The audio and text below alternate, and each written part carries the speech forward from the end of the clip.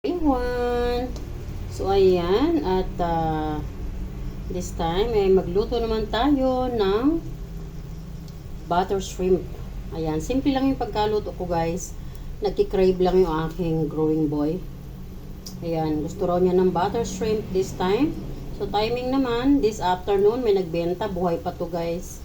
Naglulundagan pa silang lahat kanina. So, ayan. Siyempre, si Tita Wena, hindi masayang kumain pag walang sili. Kaya nilagyan ko yun ng sili na green. Ayan. At ang ating hipon. Ayan. At siyempre, tira tayo ng kunting sauce. Para meron tayong sauce sa ating kanin. Ayan. Sarap niyan, guys. Simple lang yung pagkaluto ko niyan, guys. Patayin ko na yung apoy. Para hindi masyadong ma-overcook. Pag nagluluto ako, guys, ng ganito, hindi ko siya masyadong ino-overcook. Kasi, pag na-overcook na siya, hindi rin maganda. So, basta luto lang siya, okay lang. Tinilagyan ko nga siya ng maraming onions. Gusto ko yung maraming onions, guys. Ayan. So, this time, hindi ako naglagay ng maraming ingredients, no? Simple lang. Kasi biglang not feeling well. Pero okay lang ako, no worries. Ayan. So, kailangan ko lang itong itulog. Medyo napahaba lang yata yung engage ko sa ating mga ka-reels in long form. So, medyo nahilo ako. Nasobrahan ng radiation. So, ayan guys. Ayan, halika na. Kain na tayo. Ayan. Sarap nito guys. Charan! Delicious. Oh, 'di ba? Alam nyo guys, simple lang ang buhay, 'di ba?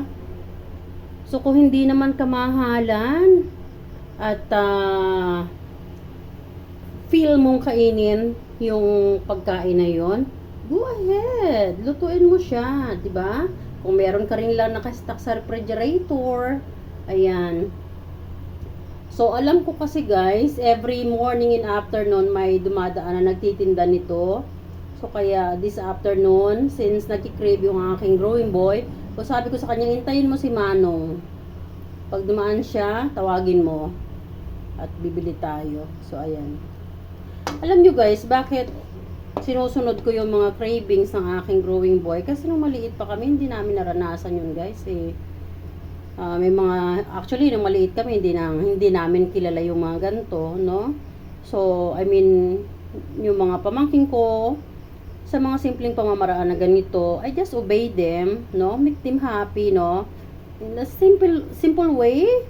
So, alam nyo, yun yung re-registered sa mind nila hanggang tumanda sila, no?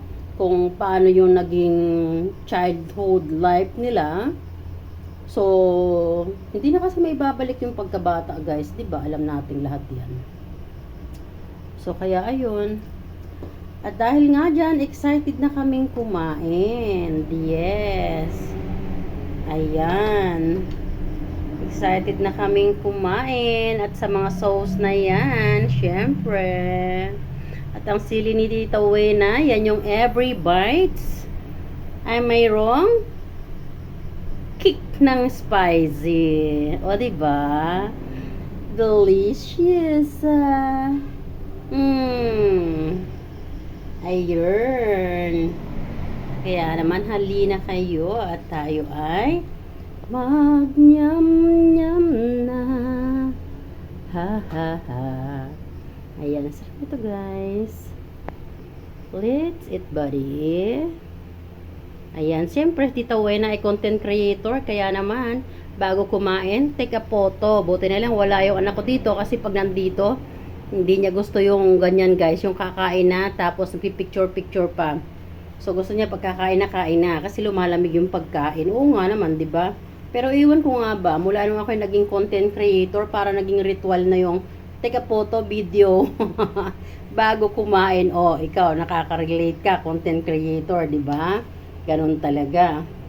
So, kaya guys, pag dumating na yung anak ko, kailangan wala namang ganitong ritual, no? Ayan, kaya pag yung nandito ang anak ko, hindi napapadalas yung aking pagbibideo kasi ayaw kong maging unhappy siya. Yes, kasi syempre, hindi ko naman siya kasama parate and then gagawin ko pa bang unhappy yung buhay niya? 'Di ba? So syempre, gusto ko naman maging masaya yung mga anak ko habang kasama nila ako. At dahil diyan, kakain na tayo. Ayan, ang sarap-sarap niyan. Oh, 'di ba? Yan, ang simpleng putahe ni Tita Wena. Delicious. Simpleng putahe for tonight. Bakit kaya ito sobrang red?